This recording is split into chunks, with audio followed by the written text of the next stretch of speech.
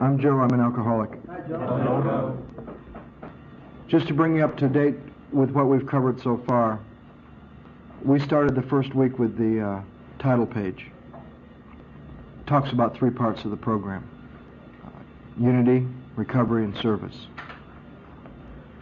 When I was about 4.5 months dry, and my life wasn't going real well sober, I went to a man who started sharing this program with me from this big book. And from the title page on, I saw that I'd only been in one part of the program. All I was a member of the fellowship. And I thought going to meetings of Alcoholics Anonymous meant that I was in the AA. And I saw that that wasn't true. All that meant was that I was a member of the fellowship, and that was only 1/3 of the program.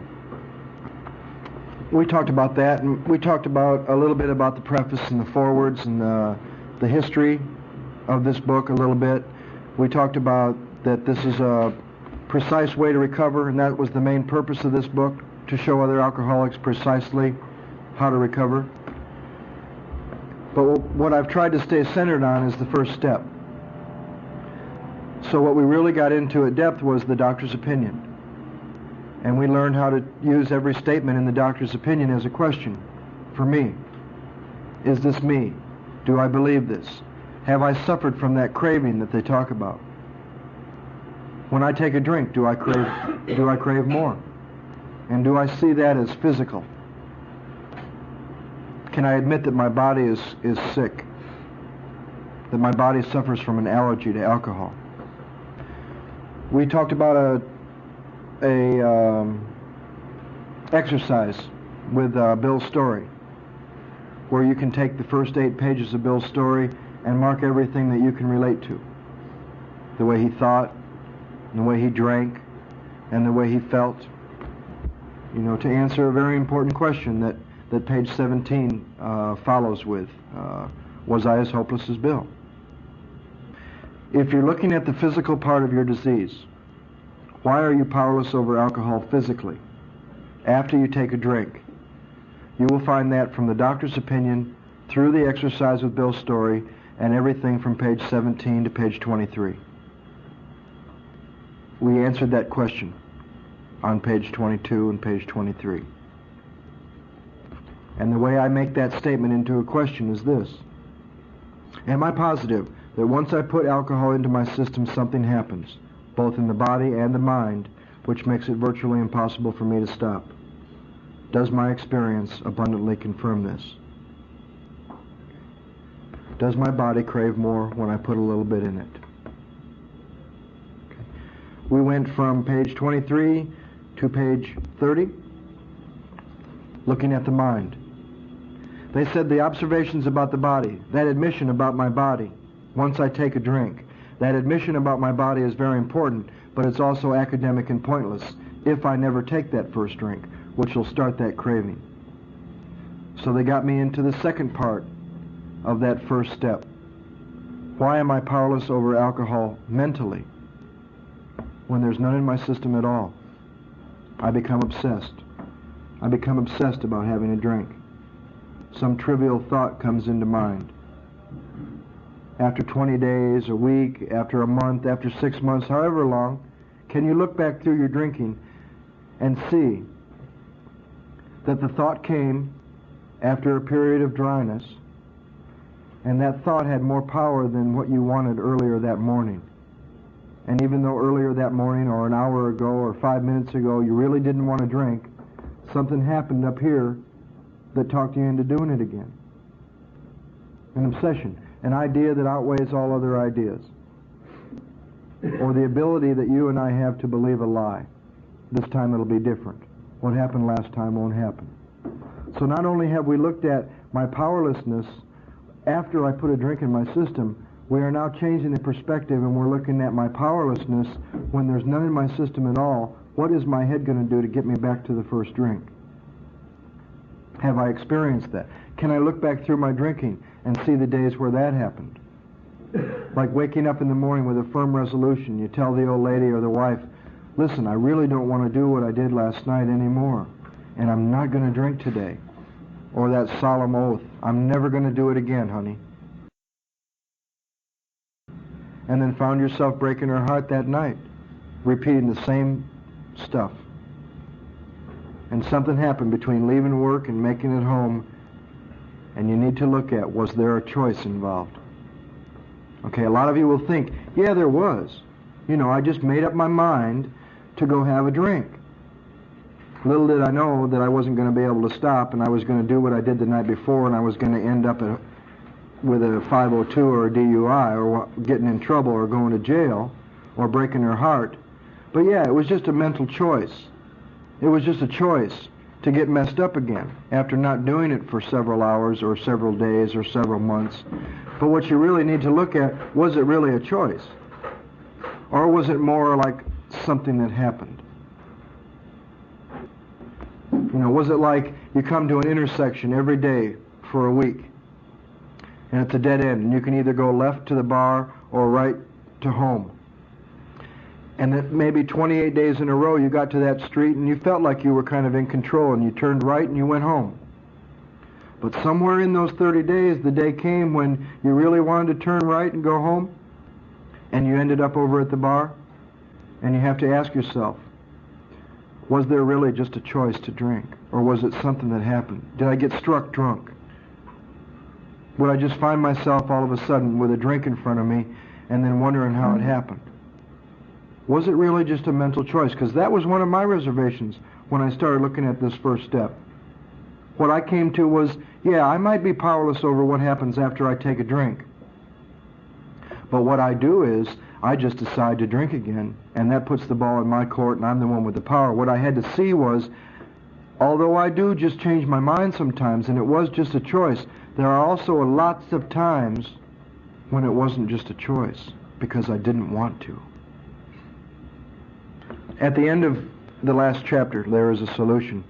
I asked you to consider 3 words, because all 3 of them are going to become very important in this admission in the first step, the admission of powerlessness over alcohol.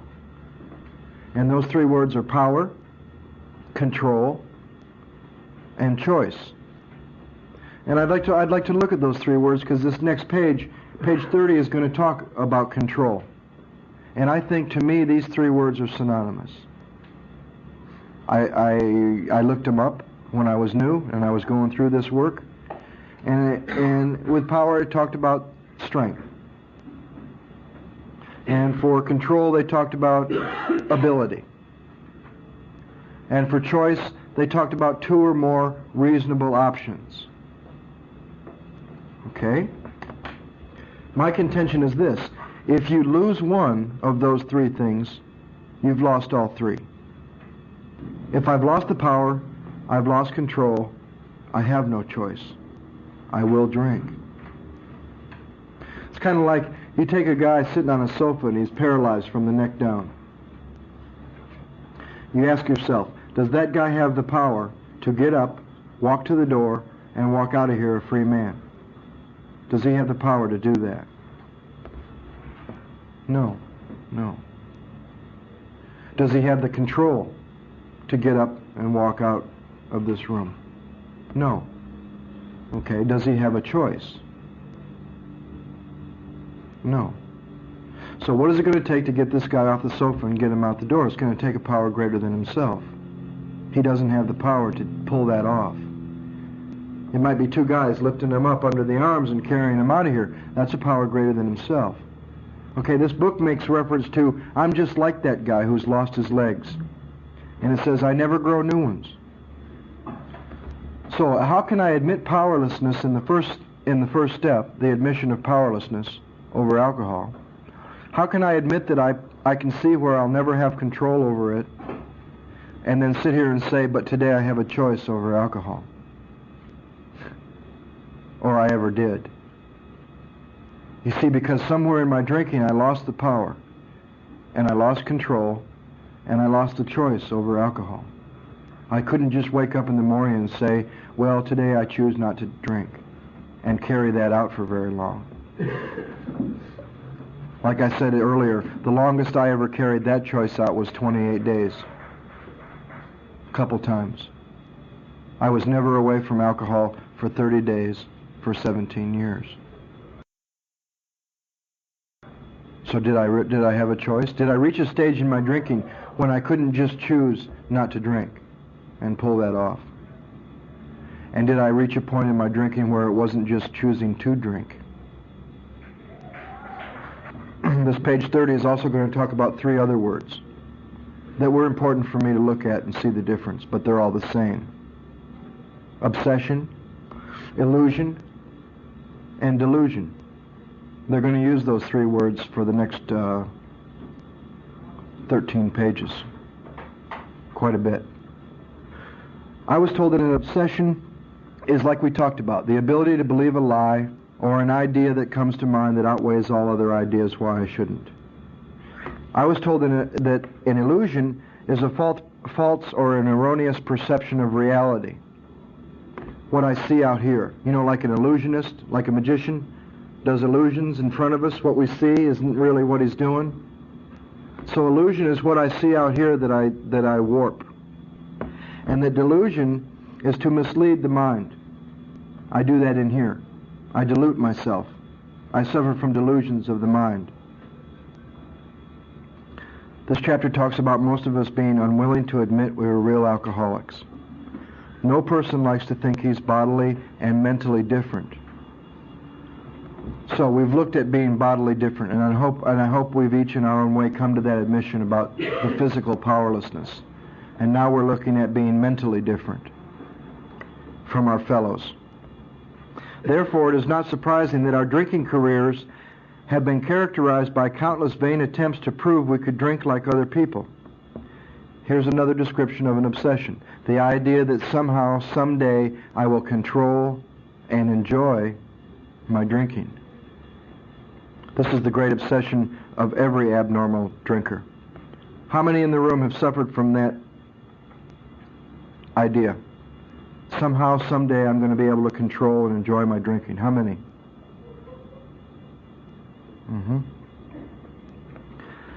The persistence of this illusion, that we're going to control it and enjoy it, is astonishing. Many pursue it into the gates of insanity or death. How many pursued that illusion that you were going to be able to control and enjoy your drinking right up to the gates of insanity and death? We learned that we had to fully concede to our innermost self that we were alcoholics. This is the first step in recovery. How many of you that have been in AA before have sat in meetings and heard people say, the first step doesn't have anything to do with admitting you're alcoholic. It has to do with admitting that you're powerless. I've heard that a lot.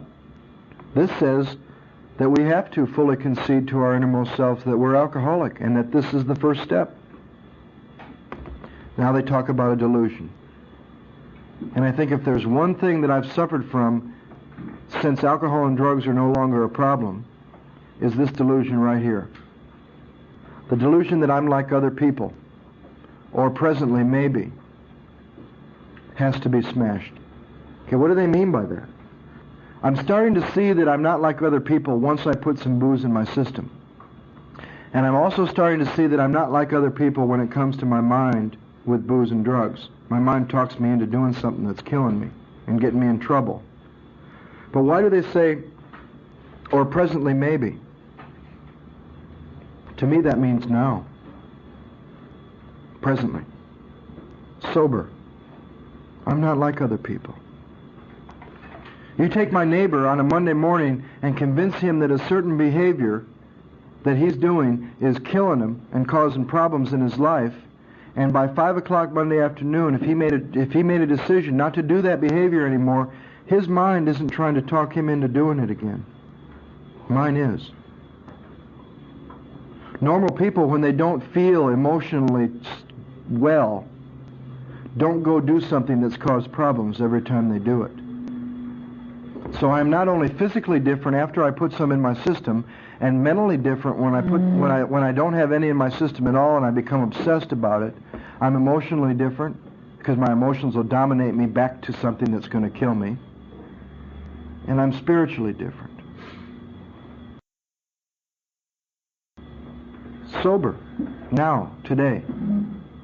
And if I could say one sentence in this book that summarizes every problem I've had since I've gotten sober and the problem with alcohol and drugs has been removed, I would say it's the delusion that I'm like other people. See, I think I can do what my neighbor can do with resentment. I can hold on to it for a while. I can get revenge. I can retaliate. I can wallow in it. He can do that. Can I? I think I can do what he can do with fear. I think I can treat people the way he does. I think I can drive the way he does. I think I can lie the way he does. And there's the summary of all the problems I've had. I think I'm like other people. I think I'm like normal people. We alcoholics are men and women who have lost the ability to control our drinking. The amount I take once I start, and staying stopped. Those are really the only 2 points you have to look at in this first step. Can you control the amount you take once you start? And can you control staying stopped? All of us felt at times we were regaining control, but such intervals, usually brief, were inevitably followed by still less control, which led in time to pitiful and incomprehensible demoralization. How many of us know about pitiful and incomprehensible? We don't even understand it. What happens to our morals? How many of us found us saying things on a Monday, I'll never do that? Doing it once, feeling a little bit guilty, and then a couple months later doing it with ease. What happens to my morals? They slowly deteriorate. What was absolutely unacceptable to me 2 years ago during my drinking, I'm doing a couple years later. We are convinced to a man that alcoholics of our type are in the grip of a progressive illness. Over any considerable period, we get worse, never better. How many in here, looking at the progression of your disease, see where it got better over the years? We are like men who have lost their legs. They never grow new ones. Neither does there appear to be any kind of treatment which will make alcoholics of our kind like other men. We have tried every imaginable remedy. In some instances, there has been brief recovery, followed always by a still worse relapse. Physicians who are familiar with alcoholism agree there's no such thing as making a normal drinker out of an alcoholic. Science may one day accomplish this, but it hasn't done so yet. And that was written in 1939. Science hasn't done that yet either. Let's go back to that paragraph on the previous page. We alcoholics are men and women who have lost the ability to control our drinking. And let's substitute the word choice for control and see if it doesn't fit. We alcoholics are men and women who have lost the choice with alcohol. We know that no real alcoholic ever recovers choice.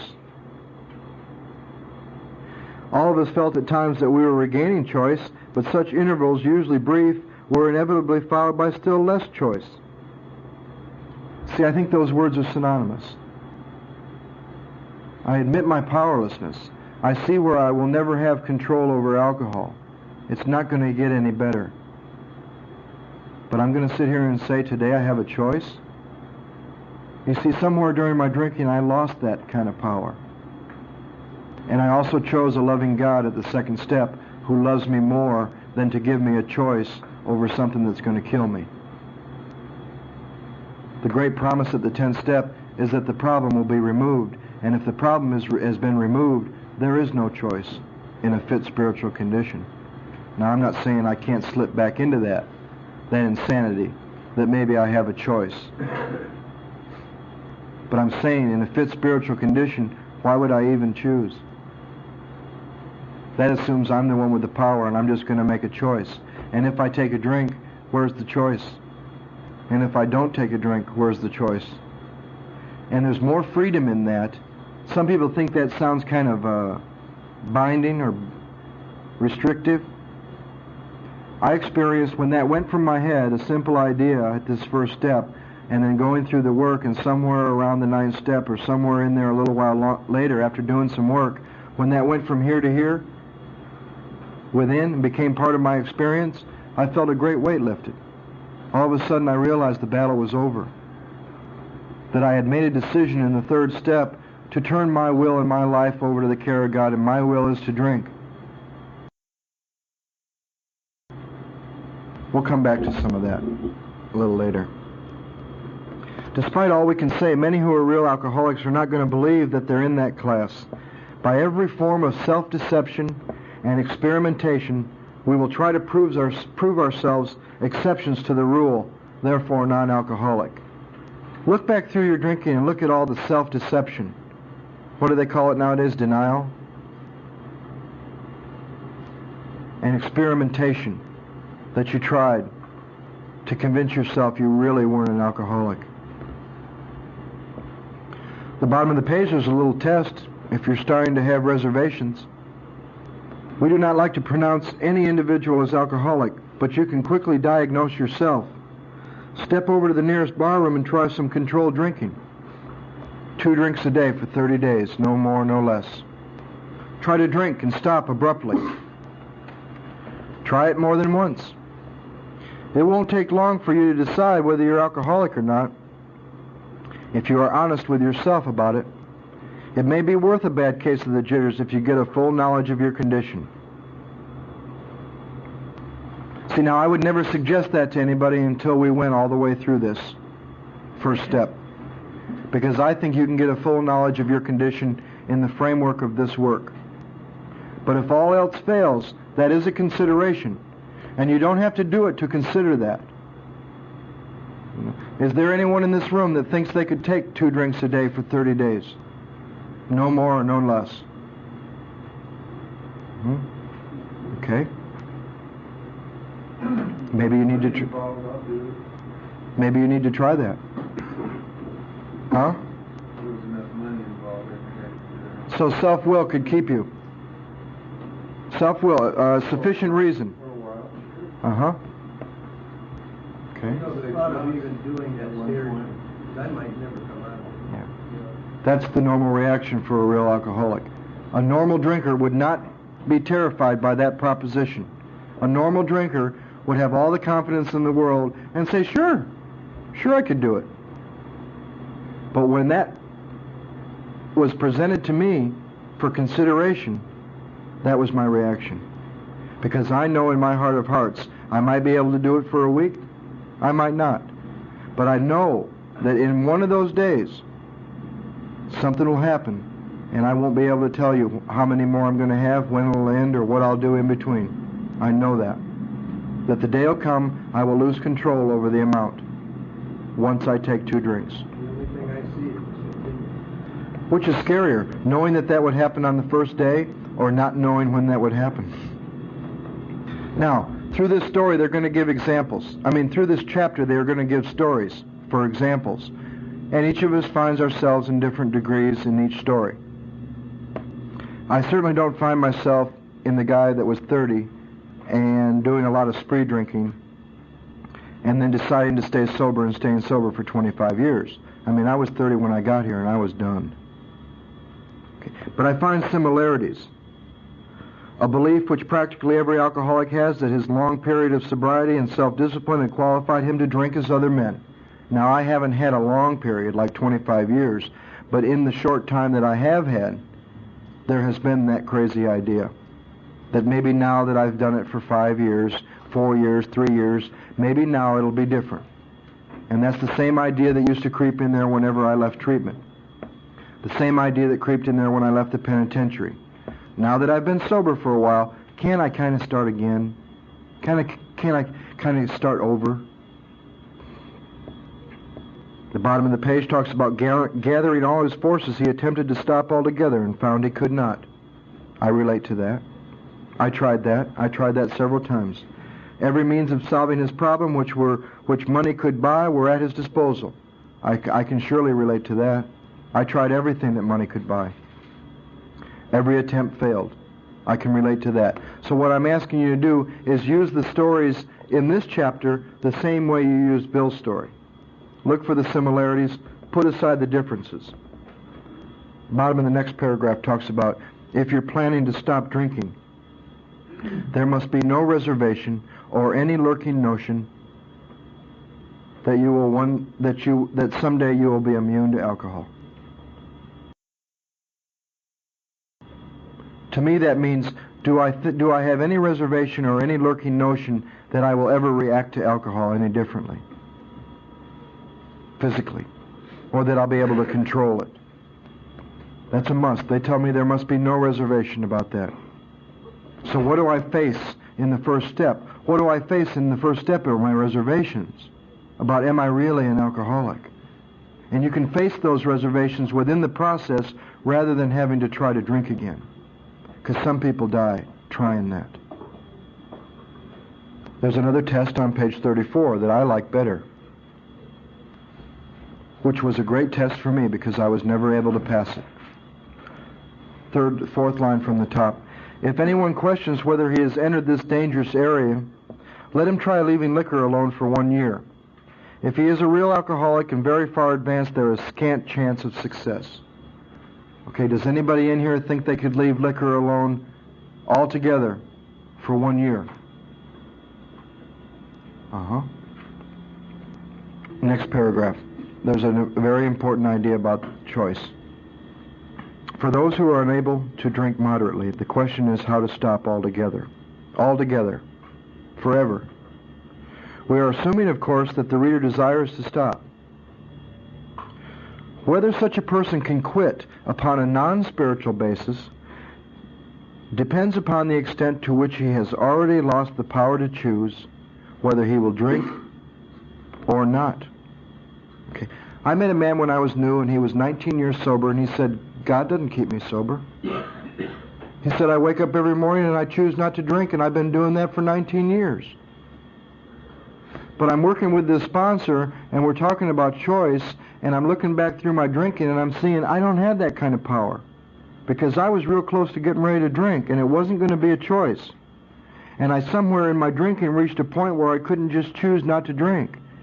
But here's this guy who sounded like he was pretty bad. He said for 19 years all he's done is choose not to. And here's where I found, in the bullshit sifter, here's where I found what described him and what described me. He was able to quit upon a non-spiritual basis because he hadn't gone to the extent that I had. I wasn't. I started seeing that I cannot quit on a non-spiritual basis because I've gotten to the point where I've lost the power to choose whether I was going to drink. It was more than a choice. It was something I was powerless over, or not. I couldn't just choose to keep myself sober. This is the baffling feature of alcoholism as we know it, this utter inability to leave it alone, no matter how great the necessity or the wish. I've heard a lot of people say the insanity of alcoholism is picking up the first drink. That's not what the next part of this book is going to say. Okay, granted, it would be insane for me to pick up the first drink, but when would the insanity occur? Okay, I was at a detox in Sheridan, Wyoming, and the leader of the meeting was 6.5 years sober, and he wanted to talk about he wanted to drink. And he talked about that to the point where everybody was getting so uncomfortable because there was about 40 patients. And he started calling on them, and of course that's what they wanted to talk about. They wanted to drink too. And I hadn't been sober that long. After about 40 minutes of that, I was getting uncomfortable. And he called on me, and there was one other visitor, and I shared, and there was one other visitor in the back of the room, and he called on this guy from the Indian reservation from Wyoming or Montana or somewhere. And this guy started telling this story, and his voice was so powerful, although it was quiet, that in about 2 words of his story, he had the whole room turned around looking at him.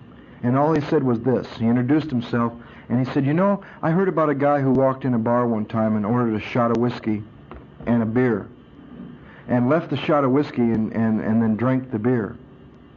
And then ordered another shot of whiskey and another beer and drank the whiskey and drank the beer. And then ordered another shot of whiskey and another beer and drank the shot and drank the beer, and did this all night. And at the end of the night, the bartender said, I'm really wondering why you left that first shot of whiskey. And the guy said to the bartender, well, some people in Alcoholics Anonymous told me if I didn't take the first drink, I wouldn't get drunk. And I think there's more to the first step than that. And he passed. I said, thank you. The whole room was floored. One of the most powerful things I ever saw. Because this next page says, at the top of the page, so we shall describe some of the mental states that precede a relapse into drinking. For obviously, this is the crux of the problem. You see, I don't know when it'll happen. See, the insanity could start today, and I could slowly clear away everything that stands between me and booze and find myself taking a drink in 6 years. It could start today and maybe only take 10 seconds. It could start today and take 12 hours. But I do know that even if it's only a few seconds before I pick it up, the insanity occurs before I pick up the first drink, at my very best. See, this is where they started bringing me out from behind the bottle. And I didn't even know I was doing it. Yes, I had started putting aside some of my excuses. I'd stopped blaming. You know how we all blamed something for the way we were? I started putting aside, okay, maybe it's not Mommy and Daddy. Maybe it's not those guys. Maybe it's not because I went to the penitentiary. My God, I was drinking 6 years before I ever went to the penitentiary. Maybe it's not that school, that environment. I started putting some of my excuses that I used to want to blame for why I turned out the way I did aside, but I was still hiding behind the oldest excuse of all time, and I didn't even know it. And a man did for me what I couldn't do for myself. He asked me to make a list of the 10 craziest things I ever did. And I sat down and I made this list, and every one of them was under the influence of alcohol or drugs. Beat her up drunk, committed an armed robbery under the influence, drunk. You see what I'm doing there with that? You see what I'm doing there with that? I'm justifying the insanity behind the booze and the drugs. And this guy shook his head and he laughed and he looked at me and he said, I'll bet you $10,000 right now that the number one thing on that list, the number one thing you should have on that list, every time you did it, you were absolutely bone dry, nothing in your system, at your very best. And I realized that day, they brought me out from behind the booze, and I realized the most insane act that I ever committed was 28 days out of the penitentiary, with nothing in my system. I walked across the street from a parole officer's office into a bar and picked up a drink. And I did that on my own, at my very best, with every sufficient reason in the world not to. When things were going good, I commit the most insane act of my life. The next example is of a guy who takes the first 3 steps and stops and drinks. Here's a guy, they told him what they knew about alcoholism and the answer, step 2. And he made a beginning, step 3. All went well for a time, but he failed to enlarge his spiritual life. He agreed he was a real alcoholic. He took step 1. And in serious condition, he knew he faced another trip to the asylum if he kept on. Moreover, he would lose his family, for her he had a deep affection. Yet he got drunk again. You read through these stories and you find yourself, and you'll find he was restless, and he was irritable, and he was discontented, and he was hungry. Still no thought of drinking, and then you'll see the example of that thought come into mind suddenly. The thought crossed my mind that if I were to put an ounce of whiskey in my milk, it wouldn't hurt me on a full stomach. See, the insanity was sudden. I ordered a whiskey and poured it into my milk. Then how does the truth come? Vaguely. The insanity comes suddenly, the sanity comes vaguely. I sensed I was not being any too smart, but felt reassured by the lie. I was taking whiskey on a full stomach. What things in that example have more power, the truth or the lie? The insanity or the insanity? He had much knowledge about himself as an alcoholic, yet all reasons for not drinking were easily pushed aside in favor of the foolish idea that he could take whiskey if he only mixed it with milk. Whatever the precise definition of the word may be, we call this plain insanity. And now the definition of insanity as it is in the big book. Lack of proportion of the ability to think straight. I can't think straight. I'm rubber-minded. Thought A, I don't want to drink today. Thought B, I can do that. Something comes between A and B and I end up way over here at C. I can't think straight. I can't think from point A to point B and get myself there. Some crazy idea sneaks in there and it has more power than my best thinking. We've sometimes reflected more than Jim did upon the consequences. But there was always that curious mental phenomena, something we don't understand that goes on in our mind, that would run right along, parallel with our best thinking. There inevitably ran some insanely trivial excuse for taking the first drink, and my best thinking failed to hold me in check. The insane idea won out. Next paragraph talks about the justification. Being justified by nervousness, anger, worry, depression, jealousy. How many of us have drank behind those things? Anger, worry, depression, jealousy. Even with this type of beginning, are we obliged to admit that our justification for a spree was insanely insufficient in the light of what always happened? It's gotten me in trouble and sent me to jail the last 10 sprees I went on, but I'm so upset and I'm so angry and I'm so depressed that this time it's going to be different. There was little serious or effective thought during the period of premeditation of what the terrible consequences might be. This example is of somebody who reflects on the consequences and what the outcome's going to be and the justification. The next story is where I found my insanity. I found myself in this next one, the jaywalker, who every time he gets out of the hospital thinks he can do it again and gets the same results, each time a little bit worse. And you go through that story of the jaywalker, and every time they talk about jaywalking, you put in there drinking or drugging and see if it doesn't fit you. However intelligent I may have been in other respects, where alcohol has been involved, I have been strangely insane. You see, I started hearing that word insanity when they were talking about the first and second step, and I wanted to say, no, not me. I don't belong in a state hospital. Shock treatment, Thorazine. They said, no, that's not the kind of insanity we're talking about. We're talking about the insanity where alcohol is concerned. You know, how come I have a mind where if I stick my hand on a hot stove once and burn it really good, and I say, hey, I'm not ever going to put my hand on that stove again, how come I can pull that off? How come I can keep myself from putting my hand on a hot stove after getting burned once? But how come I get burned over and over and over by booze, and I can't keep myself from doing it? Where alcohol and drugs are concerned, I'm strangely insane, because I suffer from obsessions. This time it'll be different. What happened last time won't happen. Or, in a minute here, we're going to see an example, maybe I don't think at all. Maybe I don't think much at all about what's going to happen. Page 39 talks about, do you think you can quit drinking on the basis of self-knowledge? Do you think there's enough you can learn about yourself, and based on that knowledge of yourself, stop drinking? I pursued that one all the way to the hilt. Degree in college, psych, social work, drugs and alcohol, working as a therapist in a treatment center, 10 different treatment centers. I thought I was going to get some piece of information that was going to explain it all, and then, armed with that information, I would be able to figure it out and stop. It was futile.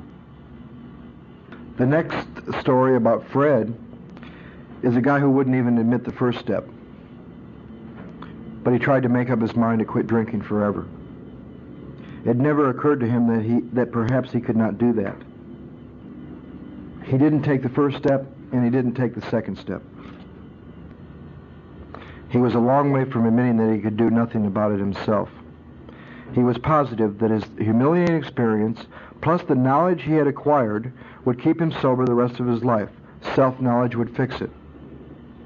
And you'll see what happened to him. He talks about on page 41 that he went to his hotel, leisurely dressed for dinner. Now let's watch the progression of the insanity. As I crossed the threshold of the dining room, the thought came to mind that it would be nice to have a couple of cocktails with dinner. That was all. Nothing more. And he ordered a drink. It was real easy. It was real easy for him to buy the lie. He didn't have much to push aside. He didn't even think he was alcoholic. The bottom paragraph talks about as soon as I regained my ability to think. That's trouble right there. I went carefully over the evening in Washington. Not only had I been off guard, I'd made no fight whatever against the first drink. This time I had not thought of the consequences at all. I just found myself in a bar. I think the bottom line of that page really sums up this part of the first step for me. If I have an alcoholic mind, I will drink again. I hear a lot of people say the first step for them is I can't drink.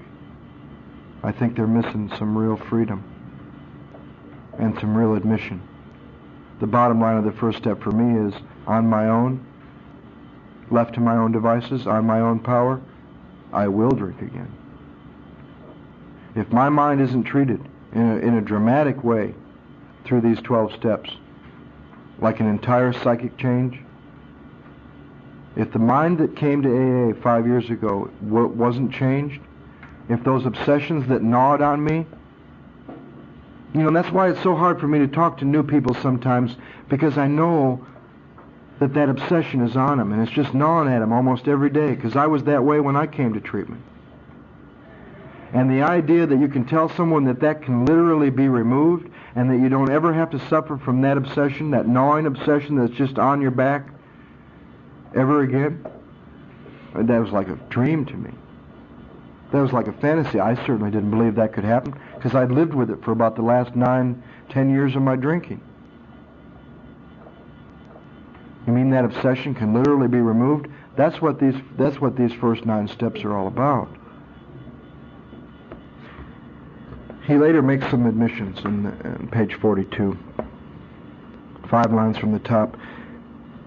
After the experience he had, he knew from that moment that he had an alcoholic mind, and he saw that willpower and self-knowledge would not help in those strange mental blank spots. I'd never been able to understand people who said that a problem had them hopelessly defeated. I knew then. 2 people came to see him. They asked him if he thought himself an alcoholic and if he was really licked this time. He had to concede both propositions. They piled on him heaps of evidence to the effect that an alcoholic mentality, such as I had exhibited in Washington, was a hopeless condition. They cited cases out of their own experience by the dozen. This process snuffed out the last flicker of conviction that I could do the job myself. There's the bottom line of the first step. You go through this first step and ask yourself, has this first step process snuffed out the last flicker of conviction that you can do the job yourself? And if you can answer that, then it's time to go on. And that also reaffirms that you don't have to drink again to find that out, that this process can do that. I think people that tell someone to go drink to find out, before they put some effort into it and spend some time with that person and do what these 2 guys did, I think they're selling the process short. I think they're people with not much faith in this process of the first step. Because I think if you sit down and you do with somebody what's in this book, what these 2 guys that came to see, these 2 guys from Alcoholics Anonymous did with this guy in this example. See, I want the easy way out. Someone doesn't believe right away, I want to tell them, go drink and find out. But if I'm willing to take the time and the effort and sit down with somebody and help them look back through their life at all the things that we've covered in these first 43 pages, I have enough faith in this process to know that this process can get you to the first step. Then they outlined the spiritual answer, step 2, and the program of action, which 100 of them had followed successfully, 3 through 12. Though I had been only a nominal churchman, their proposals were not intellectually hard to swallow. But the program of action, though entirely sensible, was pretty drastic. It meant I would have to throw several lifelong conceptions out the window. That was not easy. I was asked to use that as a prayer. I was asked to use a prayer at this point. Please let everything I think I know about myself, my disease, this program, and these steps, and you, God, be put aside for an open mind and a new experience with myself, my disease, this program, and you. And it's a very powerful prayer.